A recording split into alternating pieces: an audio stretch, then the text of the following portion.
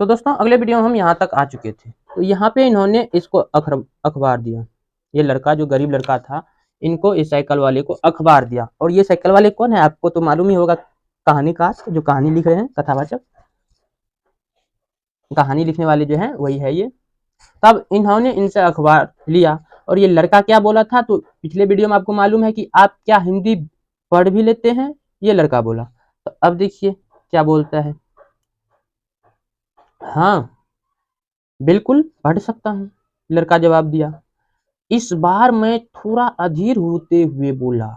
अब ये साइकिल वाला लड़का जो है, जो कथाकारक जो लिख रहे हैं कहानी, वो अधीर होते हुए बोला, मैं हिंदी बोल सकता हूँ, पढ़ सकता हूँ और लिख भी सकता हूँ।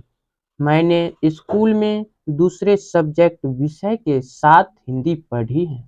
अब यहाँ पे इन्होंने क्या बात बोल दिया कि हाँ भाई मैं तो हिंदी पढ़ भी सकता हूँ और बोल भी सकता हूँ, बोल भी नहीं सकता हूँ वरना लिख भी सकता हूँ भाई, क्योंकि हम जो है स्कूल में दूसरे सब्जेक्ट के विषय में हिंदी विषय का पढ़ाई भी किए हैं।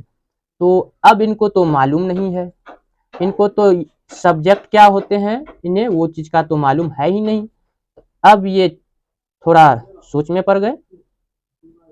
तो अब देखिए उसने पूछा, वो गरीब लड़का जो था उसने पूछा, अब इन्होंने पूछा कि सब्जेक्ट, उसने पूछा तो अब जो कभी स्कूल नहीं गया उसको मैं क्या समझाता कि सब्जेक्ट क्या होता है, वह कुछ होता है। मैंने शुरू किया ही था कि बत्ती हरी हो गई और मेरे पीछे गाड़ियों के हॉर्न का शोर 100 गुना बढ़ गया। मैंने भी अपने आप को ट्रैफिक के साथ आगे बढ़ने दिया।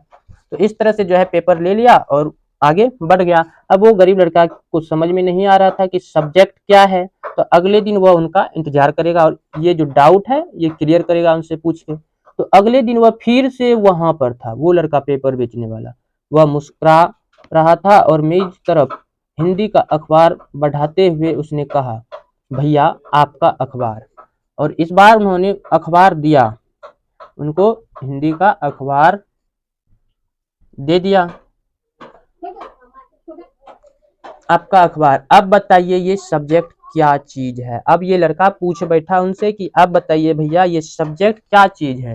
अंग्रेजी का यह शब्द उसकी जबान पर अजीब लग रहा था, ऐसा लगा मानो अंग्रेजी में सब्जेक्ट शब्द का दूसरा अर्थ है, जैसे मान लिया वो प्रजा हो सकता है, उस अर्थ में वह उसका प्रयोग कर रहा है।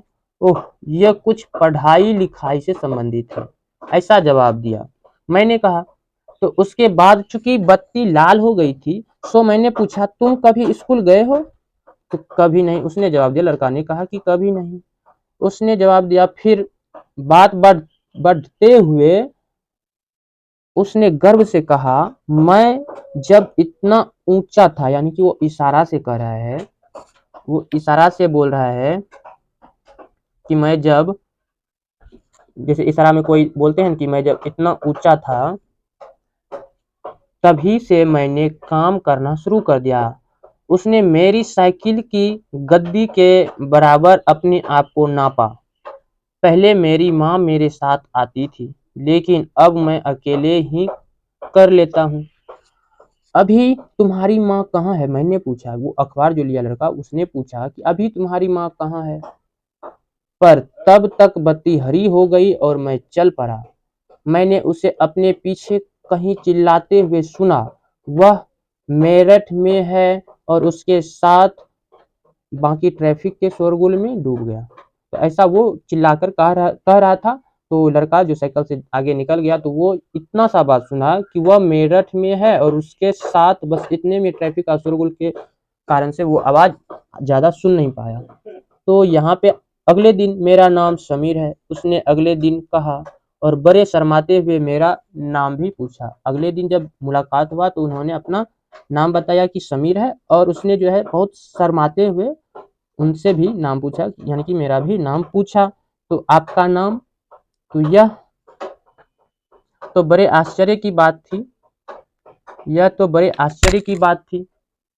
मेरी साइकिल डगमगाई, मेरा नाम भी समीर है, मैंने बताया। क्या उसकी आंखें एकदम से चमक उठी। हाँ, मैंने मुस्कुराते हुए कहा, तुम्हें पता है समीर का अर्थ? हवा, पवन, और पवन पुत्र कौन है जानते हो ना?